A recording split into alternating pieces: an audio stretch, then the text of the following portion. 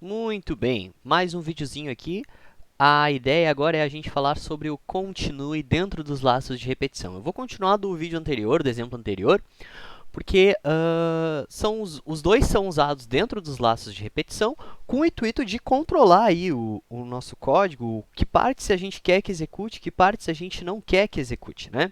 Então, assim como o break ele para de executar um laço de repetição, existe um outro comando que ele continua, por isso o nome é continue.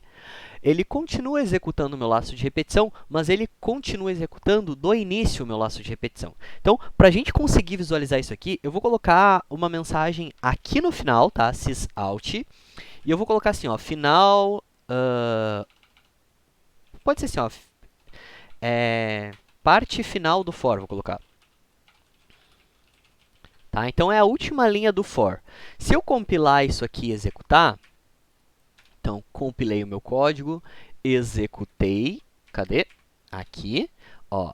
A cada vez que ele executa, ele tem aqui, ó, parte final do for, parte final do for, parte final do for, parte final do for, parte final do for, parte final do for. Aqui não executou porque o break fez ele pular esse trecho, certo? Então, é legal que a gente já relembra um pouco a ideia do break.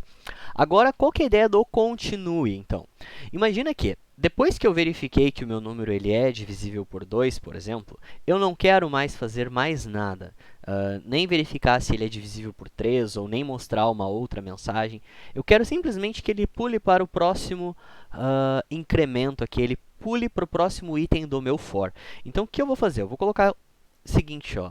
A partir do momento que eu identificar que os números são pares, eu vou dizer o seguinte, ó, eu não quero executar mais nada. Tá? Então, eu vou colocar um continue aqui. Quando eu coloco esse continue, ele pula todo esse trecho aqui de código. Ele pula esse trecho, vem aqui para o final do meu for, faz o incremento novamente, testa e segue executando. Ou seja, ele não para a execução do meu for, ele pula a execução atual, né? Ele pula as próximas linhas dentro da execução atual.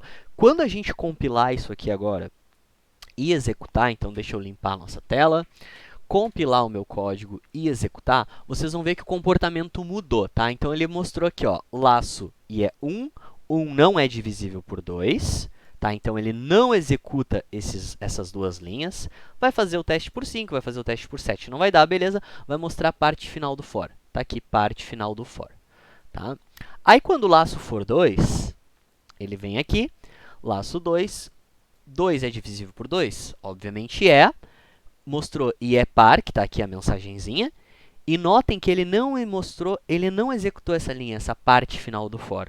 Simplesmente porque eu dei um continue. Então, ele quebrou o fluxo de execução, vamos dizer assim, aqui, e voltou lá para a parte inicial do for, certo? Então, ele voltou para a parte... Na verdade, não é a parte inicial, né? É a parte do incremento. A parte do incremento do for. Ele voltou aqui para o nosso i++, fez o teste e continuou executando. Então, a ideia é bastante simples. A ideia é quando eu quero executar as linhas de baixo ou quando eu não quero executar as linhas de baixo. Quando eu não quero executar as linhas de baixo, mas quero que a minha repetição continue sendo executada, eu posso utilizar o continue. Quando eu quero parar totalmente a minha execução do meu laço, eu posso usar o break. Claro que tudo isso combinado a tudo que a gente conversou nos vídeos anteriores sobre os nossos testes aqui, né? Então, claro que a partir do momento que o valor de i aqui, que essa condição aqui, ela não é mais verdadeira, o meu laço também para. Então, tem várias formas de eu controlar a execução do meu laço. Aí, a pergunta que vocês me fazem normalmente é, qual das formas é a melhor?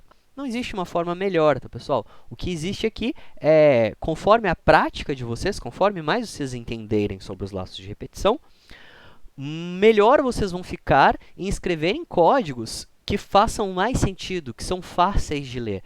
Então, olhando para cá, o continue break, ok, a gente consegue imitar um comportamento parecido, né? Eu poderia colocar um else aqui, por exemplo, e colocar tudo aqui dentro. Poderia fazer isso. E eu estaria executando exatamente o mesmo comportamento. No entanto, notem que eu já adicionei mais uma dependência aqui, né? Porque esse if aqui depende desse else, esse else depende desse if. Então, o código vai começando a ficar mais complexo, mais difícil de ler. E a ideia é, sempre que eu conseguir eliminar esse tipo de coisa, faz mais sentido. Então, eu consigo eliminar uma dependência, deixo o meu for com menos blocos alinhados aqui dentro, fica muito mais fácil de ler. Então, essa é a ideia da gente aprender novas estruturas e novas instruções para criar os nossos programas, tá bom? Espero que vocês tenham gostado, espero que vocês tenham aprendido e até o próximo vídeo. Valeu!